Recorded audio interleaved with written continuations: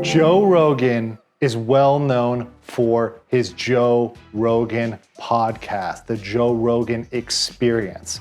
But I also loved him on Fear Factor. And heck, I also like him when he's on UFC. But Joe Rogan has had some massive changes over this past year. The biggest change has been his deal with Spotify. He's rumored to have made over $100 million on that deal. Some say 120, some say 160, some say 180. The other move that has gone under the radar, but has been massive for Joe Rogan, is moving out of California. Yes, Joe Rogan moved from Los Angeles, California to Austin, Texas. He was debating Dallas, but he settled in Austin.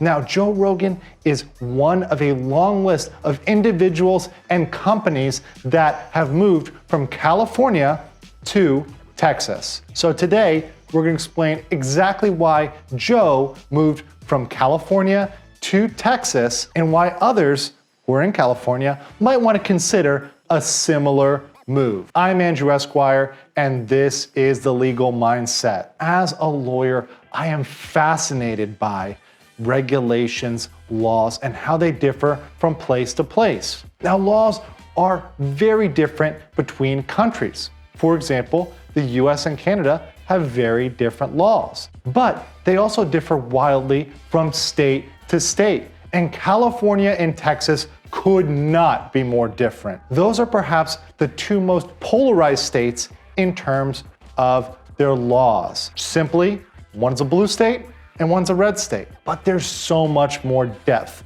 than that. Let's start with personal freedoms. And that's one thing that Joe probably took into account when he was moving from California to Texas.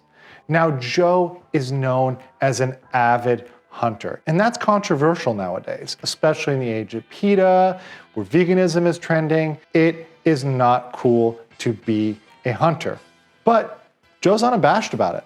In fact, he thinks it's quite sustainable. He thinks it's the original way to do things.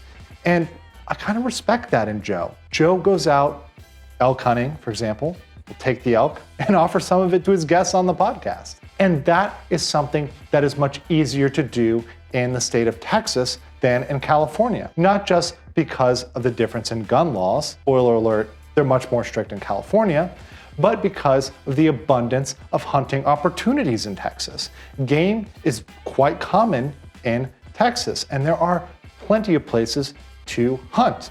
In addition, you have much more land in which you can do almost anything you want. For example, there are huge restrictions in California on what you can do with your land. Let's take another celebrity couple as an example, Kim and Kanye. Now, when Kanye was building their huge home in Los Angeles, he wanted to put up some domes that were inspired by Star Wars. I'm looking at you, most likely Spaceport. When he went to put up those domes, the city of Los Angeles came to him and said, hey, Jeezy, those domes, 10 feet too high. That's right, they knocked him for building those domes 10 feet too high and told him they've gotta go. That's simply not the sort of thing that tends to happen in Texas. Even if you might be limited by particular zoning regulations, there are often variances, exceptions that can be made, particularly if you can prove you can do something safely and in a way that's consistent with the area. And honestly, since most of Texas is wide open, they really don't regulate buildings that closely, not like in California. A huge difference between California and Texas is, you guessed it, taxes. And this is why so many businesses have left California. Can you guess what Texas's income tax is? That's right, it's zero. Absolutely nothing. As compared to California, which can have up to a 25% marginal tax rate on corporations. In terms of individuals like Joe Rogan, who are making over $1 million, it's estimated at around a 13.3% tax rate. So right off the bat, let's say Joe is making that $100 million.